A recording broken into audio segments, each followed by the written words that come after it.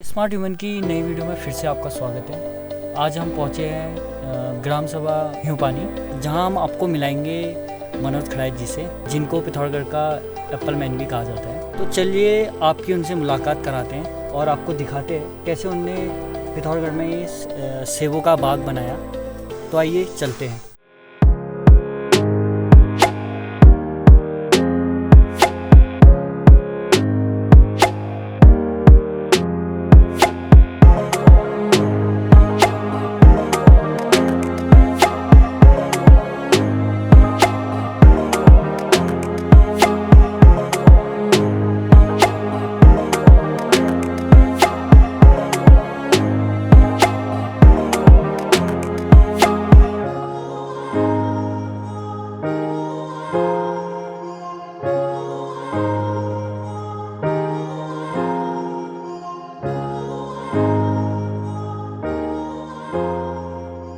तो कुछ वैरायटियाँ मैंने ये देखिए हार्वेस्ट कर ली हैं।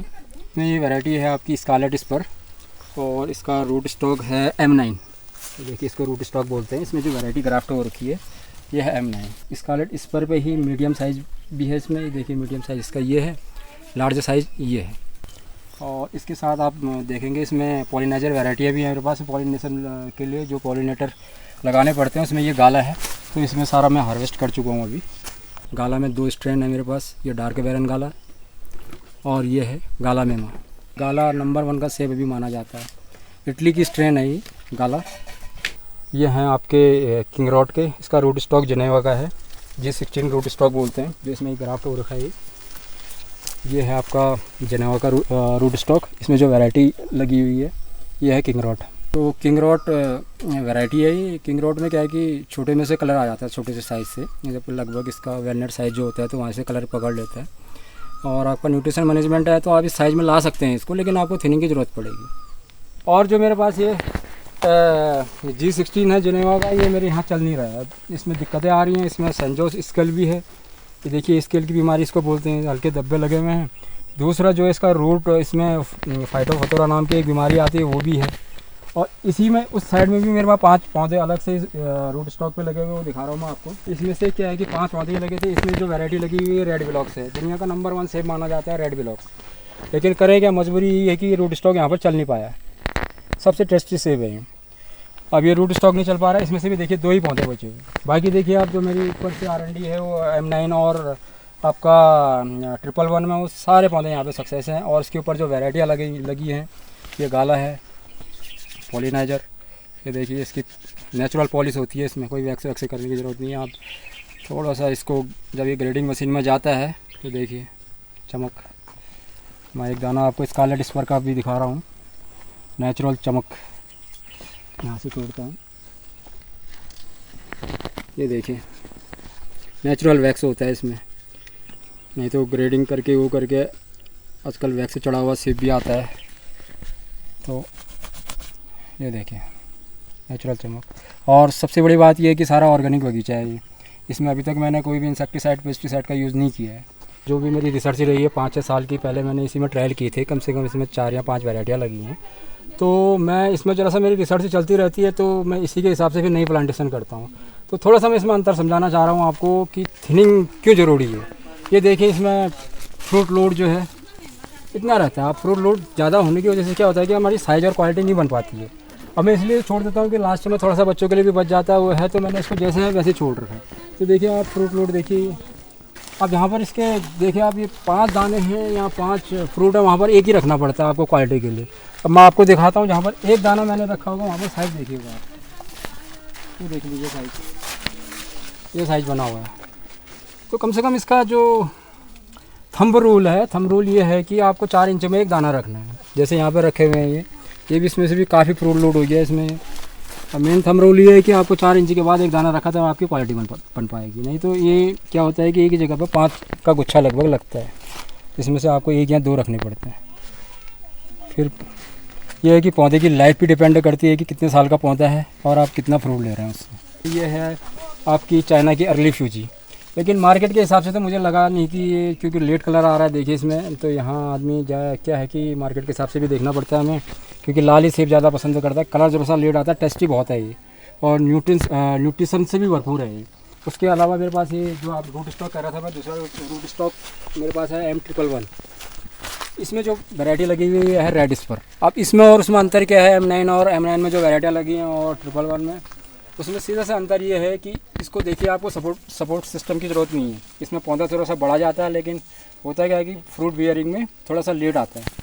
और इसमें आपको चाहिए M9 में जो वैरायटियाँ लगी है मेरे पास, उसमें चाहिए सपोर्ट सिस्टम। अगर इसमें क्वालिटी तो M9 में अच्छी बनती है, लेकिन दिक्कतें ये हैं कि इसमें सपोर्ट सिस्टम आपका कंपलसरी है।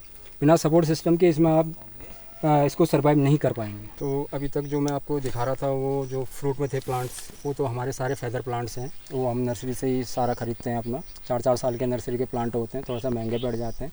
तो पिछले साल से क्या किया मैंने, 2-3 साल से तो अपने जो प्लांट मटेरियल है खुद बनाना शुरू कर रखा है यहाँ पे। तो अब फ़िलहाल अपने लिए डेवलप कर पा रहा हूँ, क्योंकि इसमें आप देख ही रहे हैं कॉन्सेप्ट ये है, पहले इसका रूट डेवलप करना पड़ता है। 1-2 साल का ये रूट होता है, ये M9 का रूट है। उसके बाद क्या है कि हमें वैरायटियाँ फिर इसमें ग्राफ्ट करनी पड़ती हैं। तो इसको बनने में ही आपका 3 या 4 साल में ये फ्रूटिंग में आता है आपका। तो अभी मैं इसको प्लांट मटेरियल मैंने तैयार कर रखा है, ये जो भी है। अब इस साल से अगले साल से इसमें भी देखेंगे आप सैंपल आना शुरू हो जाएगा। तो ये चौथे साल में ही सैंपल दे देता है। 3 साल इसको मेरे को बनाने में लगे, लगभग मेरे पास 200-250-300 मैंने प्लांट बनाए अपने लिए फिलहाल। ये तो सारे लगे पड़े हैं, ये देख लीजिए आप। 100-200 पौधे ये टमाटर के भी साथ में कल्टीवेट किए थे नीचे को। मैंने कहा इससे थोड़ा सा क्या है कि बीच बीच में अर्निंग बनती रहती है हमारी। तो इसमें से मैं करीब 200 पौधों में से 3 या 4 कुंटल हार्वेस्ट कर पाया हूँ। बाकी अभी रेट ना मिलने की वजह से, ट्रांसपोर्ट का थोड़ा सा दिक्कत होने की वजह से देखिए खेतों में ये हालत हो गई है। संरक्षित रखने के लिए हमें ये थोड़ा सा हेलनेट वगैरह का यूज़ करना पड़ता है, तो इनपुट कॉस्ट ज़्यादा जाती है। ओलों से भी बचाना है इसको, चिड़ियों से भी बचाना है, बर्ड डैमेज से भी बचाना है, कई चीज़ें हैं, कई चैलेंजेस हैं। पानी बचाने के लिए पूरा मल्च रहती हैं ये। और इसमें ऊपर को तो मैंने ड्रिप इरीगेशन लगा रखा, ज़रा इसमें ड्रिप इरीगेशन मेरे पास ख़त्म हो गया था, इस बार ले नहीं पाया। तो इसी में मैंने ऊपर से पानी दिया, लेकिन नमी बनी हुई है नीचे। और थोड़ा सा ये मल्चिंग का बता दूं आपको, ये मल्चिंग का ये साइंटिफिक कॉज ये है कि ये मल्चिंग सीड जो आती है एक्चुअली ये हमारी सब्जी और इसी के लिए आती है। क्योंकि इसमें इसका साइंटिफिक कॉज ये है कि इसका जो आप देख रहे हैं ऊपर वाला पार्ट ये है ग्रे, नीचे है ब्लैक। इससे होता क्या है कि एक तो फोटोसिंथेसिस आपका जो होती है, प्रकाश संश्लेषण की क्रिया, उससे पौधों पता ही है आपको, पौधे क्लोरोफिल बनाते हैं पत्तों में, तो ये रिफ्लेक्ट मारता है, तो फोटोसिंथेसिस भी हो जाता है इसमें। देखिए पत्ते कितने ग्रीन हैं। अब इसमें तो क्या है कि लास्ट का है, तो ये थोड़ा सा डैमेज ही हो चुके हैं। और थोड़ा सा नमी बनी रहती है, पानी की कमी इससे आप पूरा कर सकते हैं, नमी बनी रहती है पौधों के लिए। अभी इसके बाद जो मैंने नेक्स्ट इसके साथ ही जो है सेकंड क्रॉप देख लीजिए आप, मैंने सेम लगा रखी है इसमें। अब ये ख़त्म हो गया तो सेम जाएगी, इस साइड खीरे हैं, तो थोड़ा बहुत इससे अर्निंग निकल जाती है। ये मेरा पॉली हाउस है। इसमें क्या होता है कि मैं अपनी सब्ज़ी की जो नर्सरी वगैरह बनाता हूँ, थोड़ा नर्सरी का काम चलता है मेरा इसमें। और नर्सरी मार्च अप्रैल में पूरी हो जाती है, तो इसके बाद थोड़ा बहुत कल्टीवेट कर देता हूँ, क्योंकि छोटे पॉली हाउस है, इसमें टेम्परेचर मेंटेन नहीं हो पाता है। पहाड़ों में बड़े हाईटेक तो लगने नहीं है यहाँ पे, तो इसमें थोड़ा सा नर्सरी का रहता है। और नर्सरी के बाद मेरे पास पौधे बच जाते हैं। देखिए अब जिस टाइम में मैं लगाता हूँ उस टाइम में यहाँ पर किसी के खेत खाली रहते हैं नहीं, तो वो नर्सरी के पौधे बचे हुए हैं, वही मैंने छोड़ दिए, उसमें से निकाले नहीं। तो देखिए नर्सरी में भी काफ़ी अच्छा ये लगे हैं, ठीक है पौधे। यहाँ पर लोगों को कहता हूँ ले जाओ, तो अब कईयों के खेत खाली नहीं रहते, मैंने वहीं पर छोड़ दिए, इसमें लगे हुए हैं। बाकी थोड़ा बहुत इसमें रिसर्च वगैरह चलती रहती हैं, नई नई वैरायटियों को ट्रायल करते रहता हूँ। ये कुछ नई वैरायटियाँ टमाटर की अगर यहाँ सक्सेस हो गई तो फिर मैं बाहर कल्टीवेट करता हूँ उसको। तो इसके साथ साथ मैंने कुछ प्लांटेशन यहाँ पर बम्बू की भी की है। तो देखिए ये बम्बू की प्लांटेशन है, ये ब्लैक बम्बू है।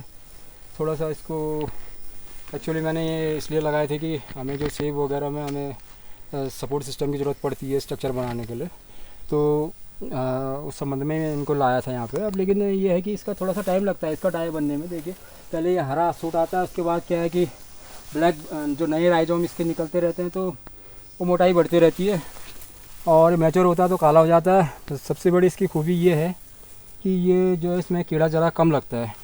और उसके अलावा देखिए बम्बू ये भी इसके साथ लगे हुए हैं। ये डेंड्रोक्लाइमस हिमालटोनी करके एक वैरायटी है, वो है। अभी देखो ये इसका नया सूट निकला है, ये नया राइजोम निकला है। नया राइजोम का देखो ये इसी साल का निकला हुआ है। इसको मेरे ख्याल से 1 हफ्ता भी नहीं हो रहा होगा, वहाँ पहुँच गया ये यहाँ से निकले हुए। तो ये होती है बम्बू की खूबी, हर साल इसके नए सूट निकलते हैं बैम्बू के। तो नीचे से आप अगले साल, इस साल इसमें शायद 2-3 राइजोम निकले, अगले साल और निकलेंगे, तो एक ही साल में जो है तो इसकी हर साल मोटाई बढ़ती रहती है। जो फर्स्ट साल मैंने लगाया था ये पौधा, इसको ये 4 साल का पौधा है। फर्स्ट साल जो लगा था ये था, इसके बाद जो इसके सूट निकले वो नेक्स्ट ये निकला, उससे कुछ मोटा निकला ये।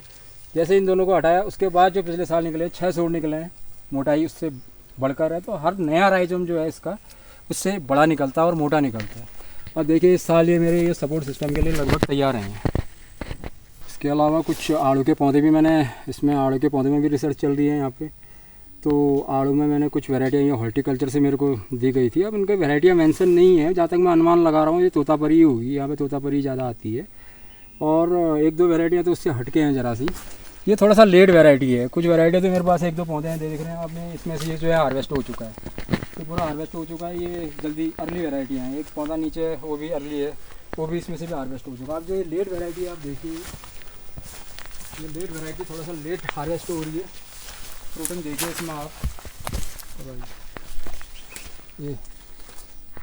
ये अच्छी कॉमर्शियल वैरायटी हो सकती है। इसकी स्टोरेज कैपेसिटी भी अच्छी है और स्वाद में भी अच्छी है। मैं चाह रहा हूँ कि भविष्य में अगर मेरे को इसके पौधे और मिलते हैं तो मैं इसको और जो है यहाँ पे सरवाइव करता हूँ। ये देखिए शानदार वैरायटी है, आए बागवानी करें लोग।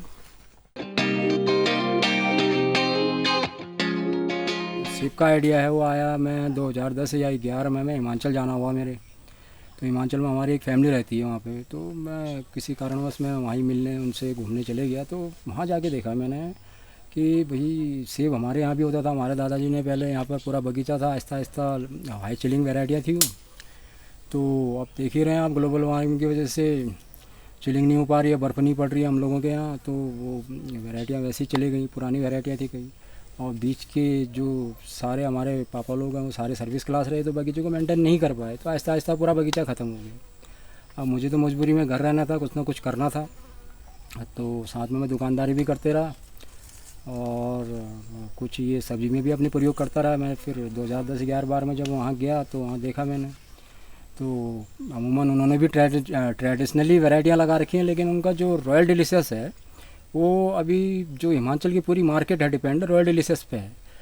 अब उसके बाद कुछ 2012-13 में मैंने देखा वहाँ पर कुछ नई वैरायटियाँ उन्होंने लॉन्च की थी। वो बाहर से इंपोर्ट कर रहे थे इटली वगैरह, एक ग्रीवा नर्सरी है इटली की, तो वहाँ से वो इंपोर्ट कर रहे थे कुछ लोग। तो मैंने देखा वहाँ पे कि भाई क्या है इस ये वैरायटी, तो उन्होंने बताया कि ये स्पर वैरायटी है, इसमें रूट स्टॉक वाला कॉन्सेप्ट है। ये इसमें रूट स्टॉक होता है, एक बाहर का रूट स्टॉक है, वो यहाँ पर अच्छा सर्वाइव कर रहा है, लेकिन थोड़ा सा मैनेजमेंट की ज़रूरत है।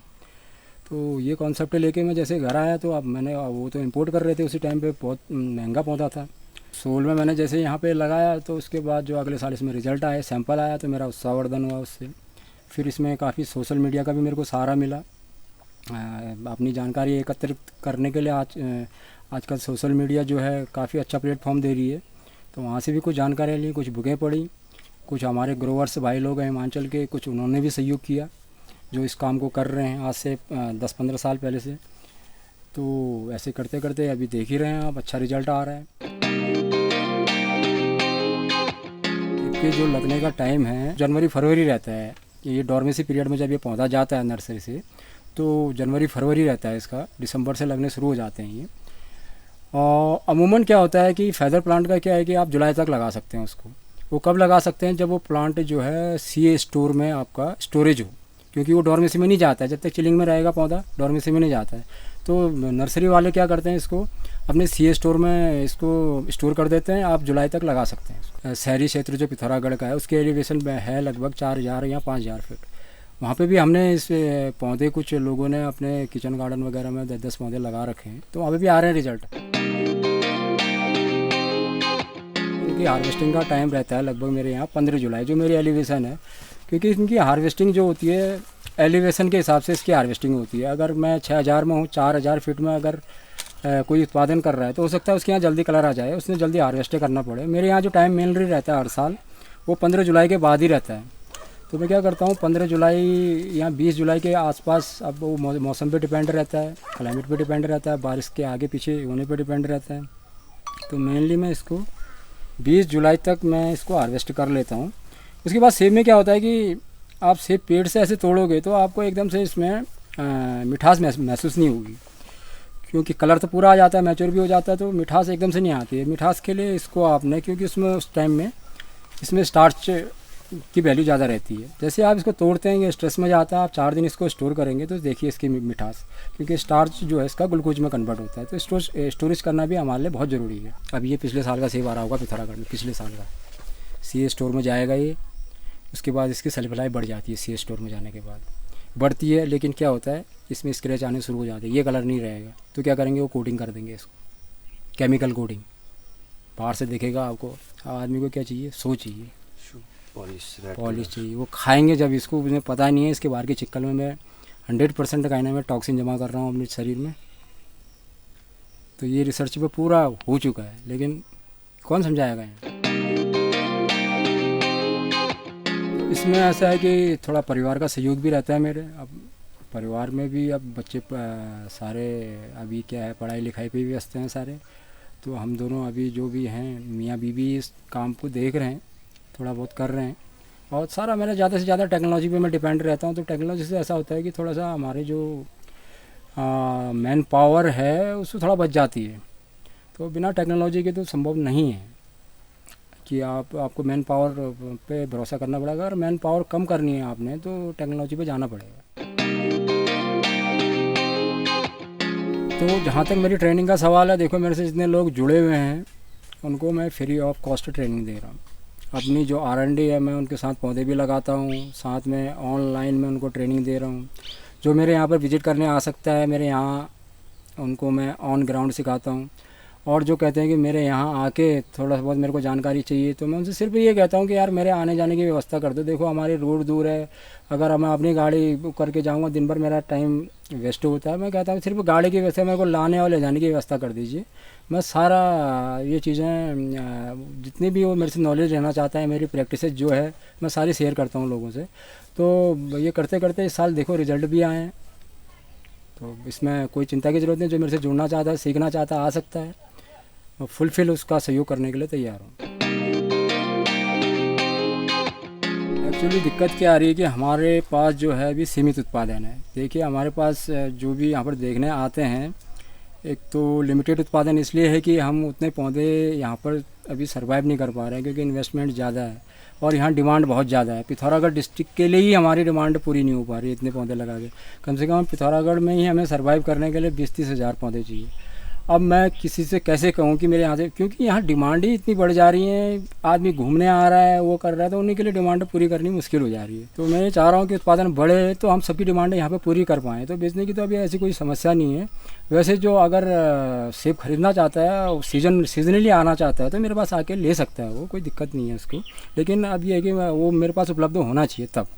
कश्मीर की तो बात ही कुछ हो रहा है, उनकी तो बात ही मत करो। उनके सेब की वैरायटी का भी पता नहीं है उनको। उनके यहाँ कुछ भी लगाओ हो जाएगा, क्योंकि वहाँ चिलिंग ज़्यादा है, बर्फ़ है, नेचुरल है ना। हम लोगों के लिए क्लाइमेट नहीं हुआ सेब के लिए, लेकिन हम इसको यहाँ पर अपनी प्रैक्टिस से कर रहे हैं। ये वैरायटी है, लो चिलिंग वैरायटी है।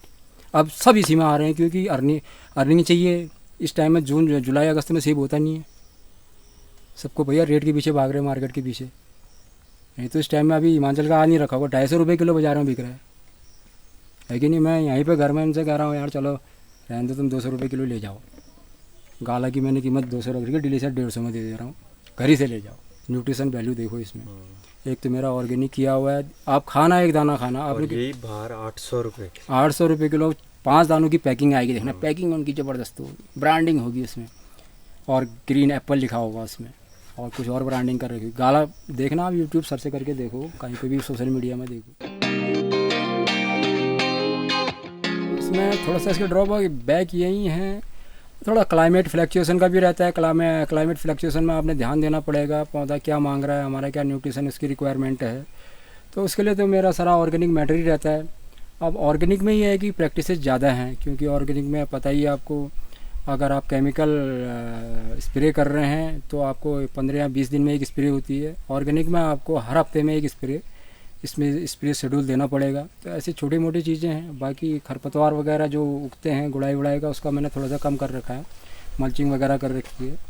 सिंचाई के लिए थोड़ा सा मैंने अपना ड्रिप इरीगेशन का यूज़ करता हूँ। मेरे पास पानी की बहुत शॉर्टेज है, तो फर्टिगेशन भी उसी से देता हूँ। कुछ जो मैंने ऑर्गेनिक यहाँ पर अपने मैनुअर बना रखे हैं, जो फार्मूले वगैरह हैं, तो उसी से अभी सारी प्रैक्टिसेस चल रही हैं। अब देखते हैं आने वाले टाइम में क्या क्या और इसमें हमें चैलेंजेस होते हैं, चैलेंजेस तो हैं, बर्ड डैमेज का भी है, आप रहना पड़ेगा। तभी मैं कह रहा था कि 24/7 आवर की ये खेती है, आपको इसको एक बिज़नेस की तरह डील करना पड़ेगा।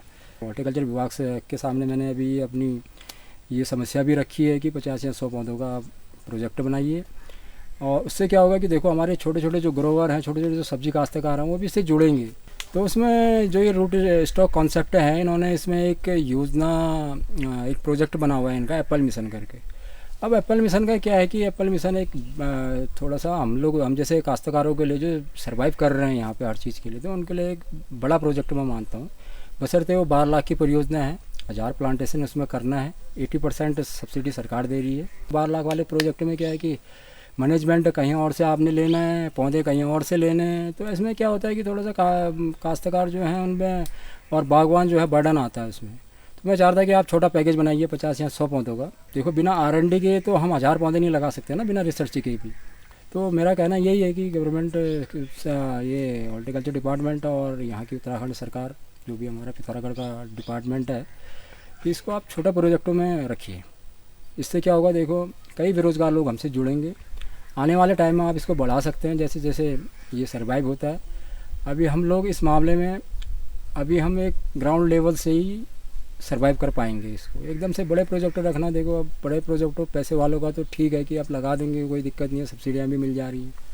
हम लोगों के लिए दिक्कतें हो रही हैं। सारे विभागों को एक होकर इसमें काम करना पड़ेगा। इंफ्रास्ट्रक्चर डेवलपमेंट में इन्होंने ध्यान देना पड़ेगा। इसमें पानी है, आपका रोड है, तो अब देखिए जहाँ भी फील्ड ज़मीनें खाली हैं वो आपको साइड में ही मिलेंगी। आप देखो गांव में भी तो किसी के पास वहाँ क्या है कि एक तो चेक नहीं मिलते हैं, और जो भी ज़मीनें खाली पड़ी हैं वो आपको जहाँ इंफ्रास्ट्रक्चर नहीं है, प्लान भी वहीं से हुआ है जहाँ इंफ्रास्ट्रक्चर डेवलपमेंट नहीं है, और ज़मीनें भी वहीं छूटी पड़ी हैं जहाँ साधनों की कमी है। तो जहाँ जहाँ हो रहा है चयनित करें, इसमें पूरे विभाग एक होकर पैकेज होकर के रूप में इंफ्रास्ट्रक्चर पर ध्यान दें, तो काफ़ी आगे जा सकता है इसमें बागवानी में हमारा उत्तराखंड।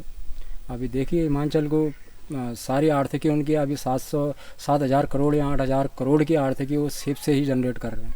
तो हम भी ये चाह रहे हैं कि हमारी सरकार भी जो है इससे कुछ ना कुछ उनको भी अर्निंग हो, कर्जे में ना रहे उत्तराखंड, तो इसमें कुछ इन्वेस्ट करे हो। बाकी तो हम अपने ज़रिए से इसको बढ़ाने में लगे ही हैं, लेकिन अब एक लार्ज स्केल में एक साइजेबल काम करने के लिए बिना सरकार के सहयोग के नहीं हो पाएगा। सरकार क्या मदद, क्या इसमें मदद कह सकते हैं हम, बाकी तो ऐसा कोई मदद तो है नहीं। अब ये हेलनेट वगैरह जो हैं ये तो चलो आ ही रही हैं, वहाँ से भी आ रही हैं सब्सिडी में। मदद मिली या ना मिली वो अलग इशू है। मदद मिलना ये है कि देखिए अब हेलनेटें तो पहले भी आ रही थी, हेलनेटें दे रहे हैं, अब इसको मदद कह लीजिए आप, चाहे जो भी है वो भी मदद में आ जाती है। लेकिन हम ये चाह रहे हैं कि इसको अलग कमेटी बना के इसके अलग प्रोजेक्ट बने, तब हम कहेंगे कि सरकार से हमें कुछ इसमें रोज़गार भी हमें मिले या ये हो। तो मैं एकदम से कह नहीं सकता हूँ कि इसमें सरकार से हमें पूरी मदद मिल गई। ठीक है मदद, अब ये मदद मिलती भी तो अब इसमें क्या है कि हम भी प्रोजेक्ट नहीं रख पाए, तो अब आज के दिन में हम प्रोजेक्ट रख रहे हैं। इसमें 1-2 साल से मैं प्रोजेक्ट रख रहा हूँ। देखें आने वाले टाइम में अगर एक बड़ा प्रोजेक्ट बन गया, छोटे छोटे काश्तकार, छोटे छोटे ग्रोवर यहाँ के जिनके पास ज़मीनें खाली हैं वो इससे जुड़े और एक अच्छी आय का साधन बने। तो दोस्तों इस वीडियो को अब यहीं ख़त्म करते हैं, आपसे मिलते हैं नेक्स्ट वीडियो में। तब तक ले टाटा bye bye, see you soon.